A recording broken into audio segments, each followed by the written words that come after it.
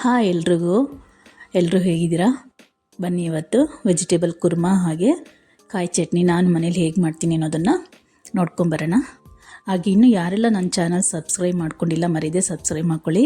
Video ಪೂರ್ತಿ ನೋಡಿ ಒಂದು ಲೈಕ್ ಕೊಡೋದನ್ನ ಖಂಡಿತ ಮರಿಬೇಡಿ. ನೋಡಿ ಇಲ್ಲಿ ಬೇಕಾಗಿರೋ ಪದಾರ್ಥಗಳೆಲ್ಲ ಇಟ್ಕೊಂಡಿದ್ದೀನಿ.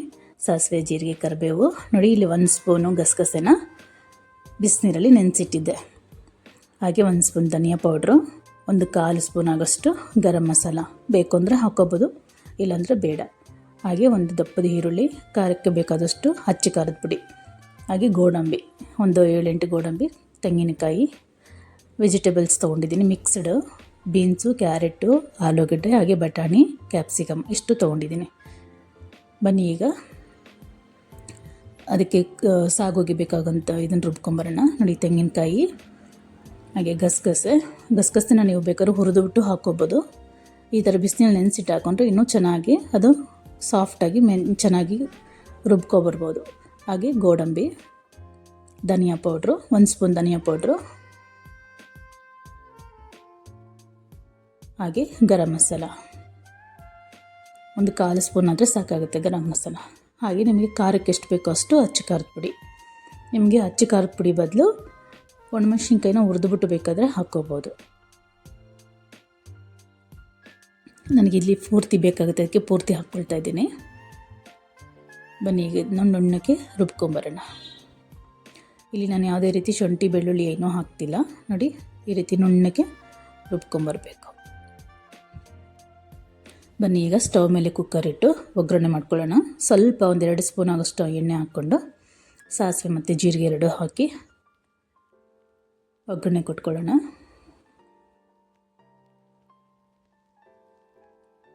ನೋಡಿ ಸಾಸಿವೆ ಮತ್ತು ಜೀರಿಗೆ ಹಾಕ್ಕೊಂಡು ಅದು ಸಿಡಿದಾದ್ಮೇಲೆ ಹಚ್ಚಿರೋಂಥ ಈರುಳ್ಳಿನ ಹಾಕಿ ನೀಟಾಗಿ ಬಾಡಿಸ್ಕೋಬೇಕಾಗತ್ತೆ. ಇದು ತುಂಬ ಫ್ರೈ ಆಗೋ ಅವಶ್ಯಕತೆ ಇಲ್ಲ. ಈರುಳ್ಳಿ ಒಂದು ಅರ್ಧ ಭಾಗ ಆದರೆ ಸಾಕಾಗುತ್ತೆ. ಈರುಳ್ಳಿ ಬಾಡ್ತಿದ್ದಂಗೆ ಕರಿಬೇವು ಮತ್ತು ಹಚ್ಚಿರೋಂಥ ತರಕಾರಿಗಳೆಲ್ಲ ಹಾಕ್ಕೊಂಡು ಒಂದು 3-4 ನಿಮಿಷ ಬಾಡಿಸಿದ್ರೆ ಸಾಕು. ತರಕಾರಿ ಹಾಕಿ ತುಂಬ ಹೊತ್ತು ಬಾಡಿಸ್ಬಾರ್ದು.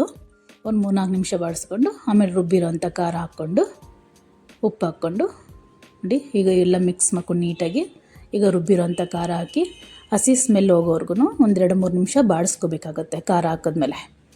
ಈಗ ನಿಮಗೆ ನೀರು ಎಷ್ಟು ಬೇಕೋ ಅಷ್ಟು ನೀರು ಹಾಕ್ಕೊಂಡು ಇಲ್ಲೇ ನೀವು ರುಚಿಗೆ ಎಷ್ಟು ಬೇಕೋ ಅಷ್ಟು ಉಪ್ಪು ಹಾಕ್ಕೊಂಡು 2 ವಿಸಿಲ್ ಕೂಗಿಸ್ಕೋಬೇಕು. ನೋಡಿ ಇಲ್ಲಿ ನಾನು ದೋಸೆ ಹಿಟ್ಟಿಗೆ ಉಪ್ಪು ಹಾಕಿ ಕಲಸಿಡ್ತಾಯಿದ್ದೀನಿ. ಬನ್ನಿ ಈಗ ಕುಕ್ಕರ್ಗೆ ಹೋಗಿದೆ ನೋಡ್ಕೊಂಬರೋಣ. 2 ವಿಸಿಲ್ ಕೂಗಿಸಿ ಸಾಕಾಗುತ್ತೆ, ತುಂಬ ಬೇಡ.